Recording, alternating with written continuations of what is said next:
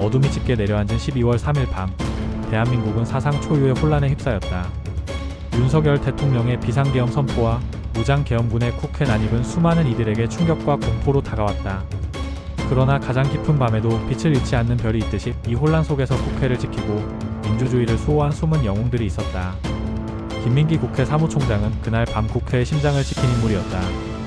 학군단 출신으로 그는 국회 정보위원회와 국방위원회에서 활동하며 군사와 정보 분야에서 두각을 나타냈다. 과거 조연천 문건으로 알려진 계엄 문건을 여러 차례 분석했던 경험 덕분에 그는 계엄 상황에 대한 깊은 통찰력을 갖추고 있었다. 이 모든 경험은 그를 위기 상황에서도 결단력 있는 리더로 만들었다. 비상계엄이 선포되자마자 그는 즉각 우원식 국회의장에게 연락을 취했다.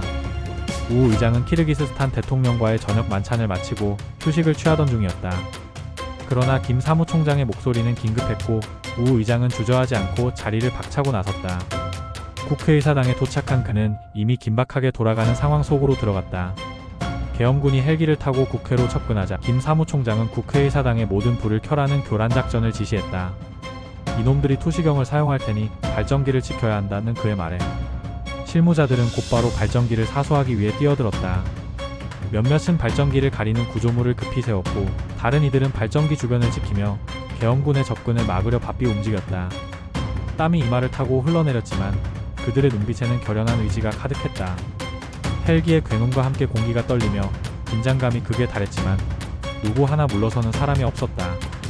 어둠 속에서 번쩍이는 계엄군의 헬기 불빛은 불길한 위협이었지만 그 위협에도 김 사무총장은 침착함을 잃지 않았다. 특히 우 의장의 안전이 가장 큰 과제였다. 그는 계엄군의 목표가 우 의장의 신병 확보임을 간파하고 의장을 본회의장 대신 5층의 전문위원실로 대피시켰다.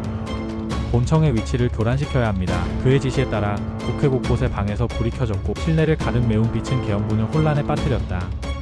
이런 상황에서 국회는 마치 살아 움직이는 유기체처럼 작동했다. 국회의 담장은 단순한 경계선이 아니었다.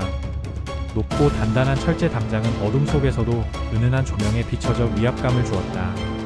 담장 아래에는 긴장으로 굳어진 표정의 사람들과 손전등 불빛이 어지럽게 움직였고 계엄군의 발소리가 점점 가까워지며 공기를 얼어붙게 했다.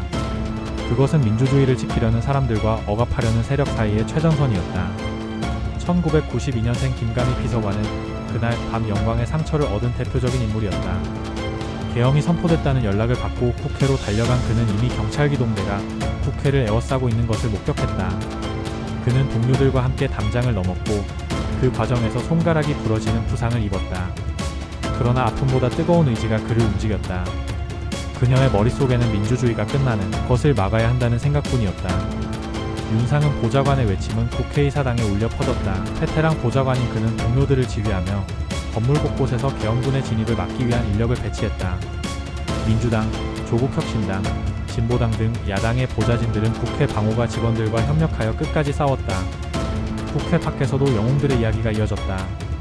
그날 밤 수많은 시민들이 국회로 몰려들었다. 두꺼운 패딩을 걸친 시민들은 손에 손을 잡고 빽빽한 방어선을 형성했다. 어떤 이는 국회 주변에 바리케이드를 쌓았고 또 다른 이들은 핫팩과 뜨거운 음료를 나누며 서로를 격려했다. 그들의 눈빛은 두려움이 아닌 결연한 의지로 가득했다. 추운 겨울밤에도 그들은 민주주의를 지켜야 한다는 신념 하나로 집결했다. 12월 14일 대통령 탄핵소추안에 찬성한 여야 국회의원 204명은 어디에 서야 할지를 알았던 정치인들이었다. 그들의 결단은 국민의 뜻을 반영한 결과였고 내란 세력을 심판하는 데 결정적인 역할을 했다. 그들이 국회에 모여드는 동안 시민들은 끝까지 그들의 뒤를 지켰다.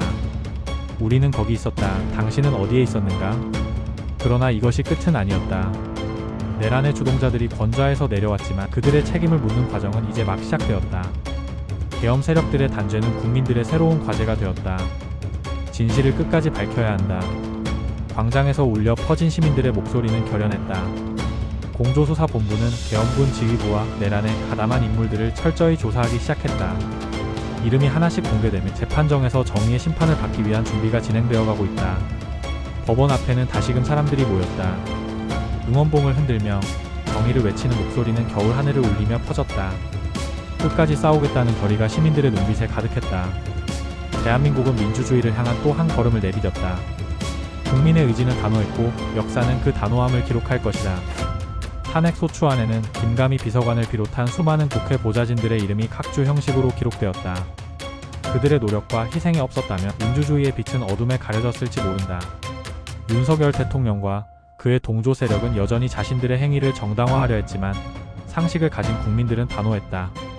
그때 당신은 어디에 있었는가? 이제 어디에 설 것인가? 이 질문은 단순히 과거를 묻는 것이 아니다. 그것은 앞으로의 대한민국이 어떤 길을 걸어가야 할지를 묻는 미래의 물음이다. 그리고 그 답은 그날 밤 담장을 넘어 민주주의를 지킨 수많은 숨은 영웅들의 용기와 결단 속에 이미 담겨 있다.